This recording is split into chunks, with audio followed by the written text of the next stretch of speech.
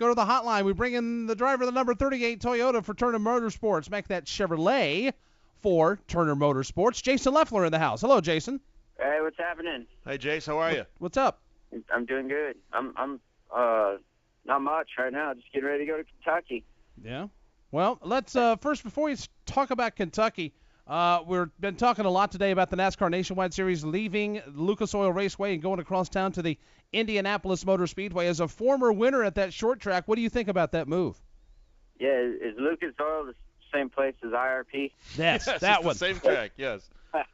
Yeah, I mean, I don't know what to say. Obviously we have mixed emotions about that, but to have a chance to race at Indianapolis Motor Speedway is incredible. So it's pretty wild to think that the Nationwide Series would get a chance to race at a venue like Indianapolis, but at the same time, Lucas Oil is one of the oldest venues. I think that we've been racing there since 1982, so definitely some mixed emotions. But I love ORP or Lucas Oil Speedway, but I also love Indianapolis Motor Speedway. So I think it's pretty cool. At the same time, you never know. Maybe we could ever get the best of both worlds and run up in Indianapolis area twice. You never know. When I learned about this news, I immediately thought of you because of all the laps you've turned in open wheel competition and nationwide competition. And part of your answer there intrigued me when you said, get a chance to run at the Indianapolis Motor Speedway. Is that something that you've thought about for a while as a Nationwide Series competitor, getting a chance to run at the Brickyard? Yeah, I mean, I always thought it would be incredible to take our cars there. Because through the years you hear rumblings about it, but nothing serious. For a lot of these drivers they'll never get a chance to race at Indianapolis Motor Speedway. They would have never until now. So it's really, really cool. But like I said, it's kind of a bummer we're leaving Lucas Oil Speedway there because it's a raceway, because it's a fun track. It's a track I got a lot of laps out. Track that I kind of built my career there. So same time, it's disappointing, but you never know what's going to happen, and excited about going to Indianapolis for sure. Yeah, I think we agree with you that we would love to have the best of both worlds. Just go out to Claremont another weekend and go to the big track on Brickyard 400 weekend. It does seem like yesterday when you won that race there, that nationwide race, and you had to make the climb up the bleachers to where we were in the press box to come up and talk to us. Yeah, but it was too long ago.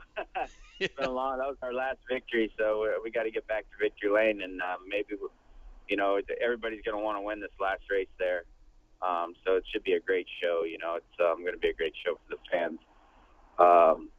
But yeah, hopefully we'll get a victory before then too. We were close last weekend in Daytona. I was just going to ask you about that very thing. Brought the car home in the second position. Looked like if you had a lap or two, that race could have been yours. Yeah, well, actually we needed about 100 more yards.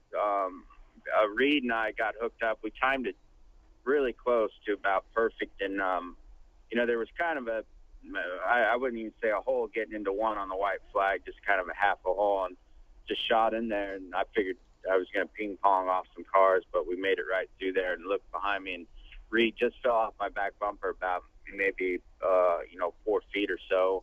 And then once we got hooked back up, we were able to get by third and fourth, and almost got Kyle and Joey there at the end. So it was good. It was a great day for obviously an awesome day for Great Clips and our race team, and then for Reed to pick up the nationwide dash for cash was really cool. So we worked really good together on those speedways. Our cars just match up perfect, and we have a lot of speed when we get hooked up. So we're glad to get some kind of result out of that.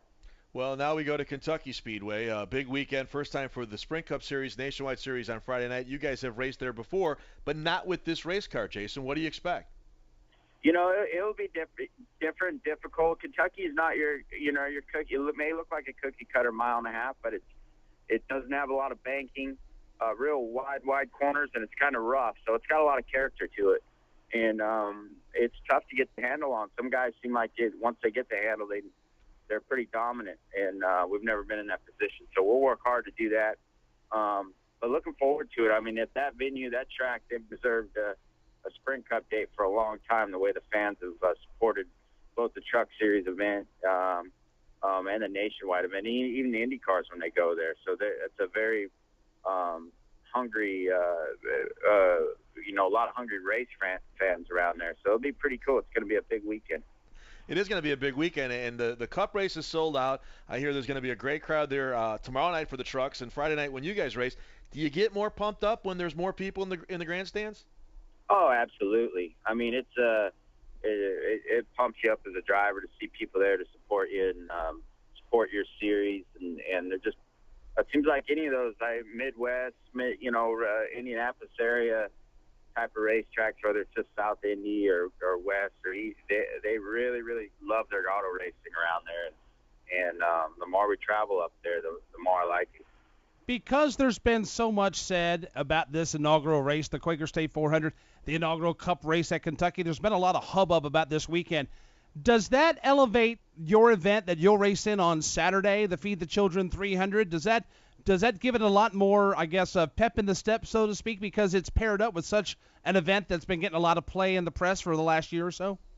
Absolutely. I mean, the press everything's been positive about this once they announced this date here in Daytona or in Kentucky, and it helps the nationwide race. It helps everybody. So it's going to be a big, big weekend, triple header. That's pretty cool. It's always fun to show up at the track and have the Truck Series and the Nationwide Series and Sprint Cup all in one weekend. Well, we appreciate the time. All the best to you. Came close at Daytona with that second place finish. Never know. You may get one in the Bluegrass State on Saturday night. We'll look forward to catching up with you and the rest of the team there as you prepare for the Feed the Children 300. All right, guys. Thank you.